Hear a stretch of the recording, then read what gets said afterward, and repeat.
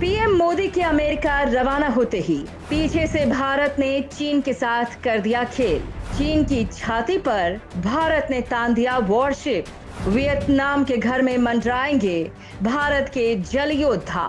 रातों रात वियतनाम के साथ भारत ने कर डाली डील। दोस्तों, भारत के पीएम नरेंद्र मोदी चीन की काट निकालने के लिए कई अहम डील करने के लिए अमेरिका दौरे पर हैं, लेकिन उनके जाते ही पीछे से भारत ने चीन के साथ एक खेल कर दिया है। और यूं मान लीजिए कि ऐसा करके भारत ने अपने इतिहास में चीन को उसी की भाषा में सबसे बड़ा जवाब दिया है, वो भी बिना कुछ बोले। जी हाँ, वर्तमान भारत ऐसा ही कर रहा है। जिस भाषा में दुश्मन समझता है उसी की भाषा में उसे समझा देता है। आज जो खबर आई है उसे बताने से पहले हम आपको एक बड़ी खबर बताते हैं। पिछले महीने की 11 तारीख को जानकारी मिली थी कि चीन ने पाकिस्तान को 2 बेहद घातक युद्धपोत अचानक ही भेज दिए हैं। और चीन ने ऐसा पाकिस्तान की ताकत बढ़ाने या फिर चीन पाकिस्तान की किसी डील के चलते नहीं किया था, बल्कि चीन ने ऐसा भारत के खिलाफ एक्शन लेने के लिए किया था,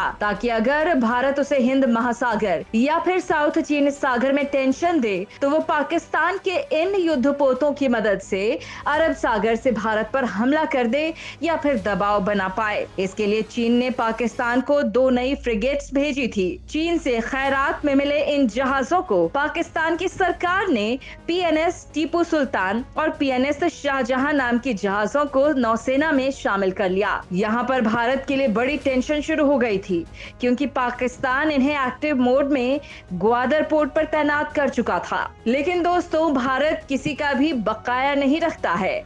भारत ने तुरंत ही चीन का हिसाब किताब बराबर कर दिया। पीएम मोदी एक तरफ अमेरिका के खास दौरे पर रवाना हुए और इधर भारत के रक्षा मंत्री राजनाथ सिंह ने चीन के साथ खेल कर दिया। और ये खेल ऐसा हुआ कि चीन भी हक्का बक्का रह गया है। दरअसल भारत ने चीन को उसी के घर यानी साउथ चीन सागर में अच्छे से धोने के लिए वियतनाम के साथ एक खास डील की है। और इस डील में भारत ने अपना एक खूंखार वॉरशिप वियतनाम को एज ए गिफ्ट कर दिया है। और ये गिफ्ट वियतनाम के लिए है, लेकिन सरप्राइज है चीन के लिए, क्योंकि इसमें जो हथियार लगे हैं उनकी जानकारी लेकर चीनी हुकूमत में बवाल मचना शुरू हो गया है। भारत ने चीन को उसी की भाषा में जवाब दिया है।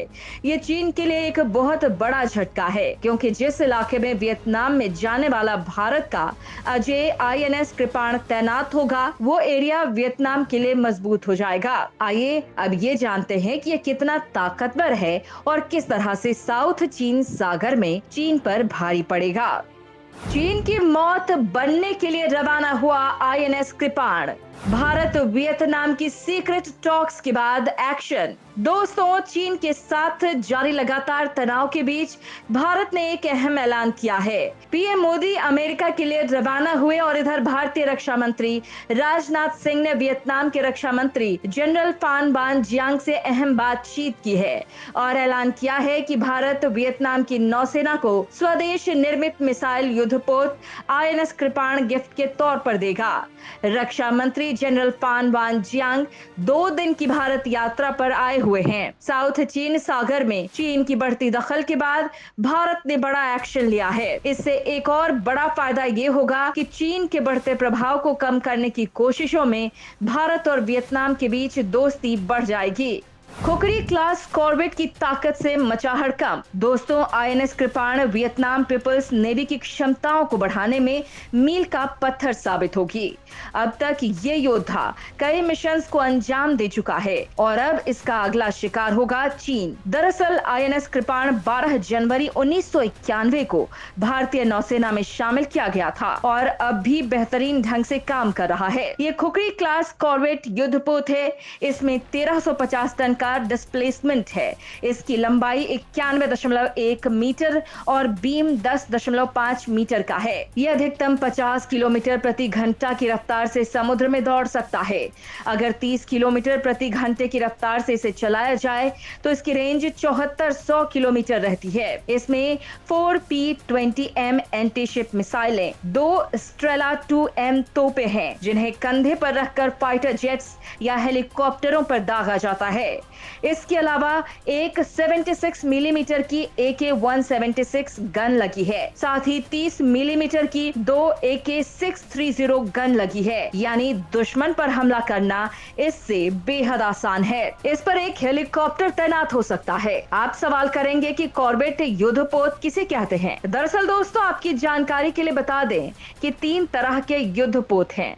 पहला anti submarine warfare shallow watercraft है। भारतीय नौसेना के लिए ऐसे 16 युद्धपोत बन रहे हैं। एक INS अर्नाला लॉन्च हो चुका है। 13 का निर्माण चल रहा है। 2 की प्लानिंग है। इनका काम तटीय इलाकों की पेट्रोलिंग और दुश्मन की पनडुब्बियों की खोज और जरूरत पड़ने पर उन्हें नष्ट करना है। 2026 तक सभी कॉर्वेट्स नौसेना को मिल जाएंगे। इनमें कॉम्बैट मैनेजमेंट सिस्टम है।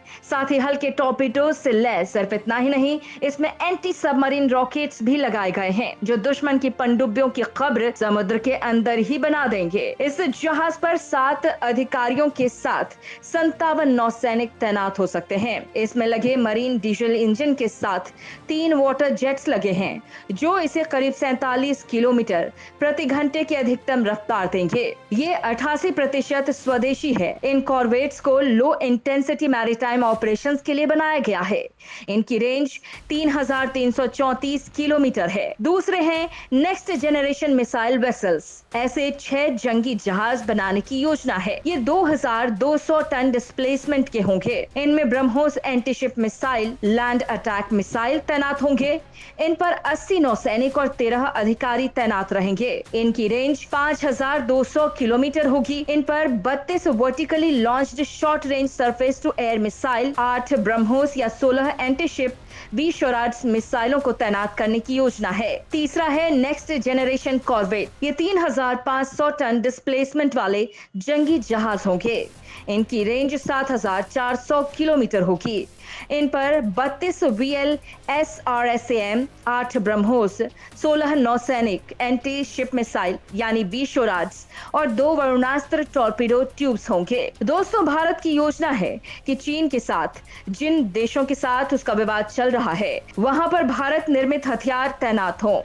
भारत चीन की काट के लिए इंडोनेशिया, वियतनाम, फिलीपींस, मलेशिया और ऐसे ही कई देशों में अपनी ब्रह्मोस मिसाइल तैनात करने की योजना बना रहा है, जिसके बाद से ही चीन टेंशन में चल रहा है। हालांकि दोस्तों, आपको भारत का ये फैसला कैसा लगा? अगर सही लगा तो कमेंट करके हमें जरूर बताइएगा। धन्यवाद।